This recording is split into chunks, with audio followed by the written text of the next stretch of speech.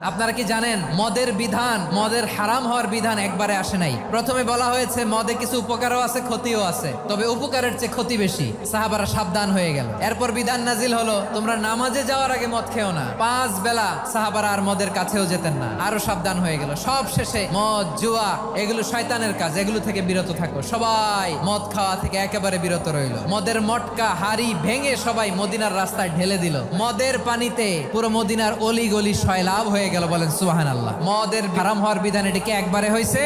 না। আমাদের কাছে অনেকে আসে, আয়সা বলে হুজুর আমার মেয়েটা পর্দা করে না, ওর জন্য দোয়া করেন। তা আমি বলি বয়স কত?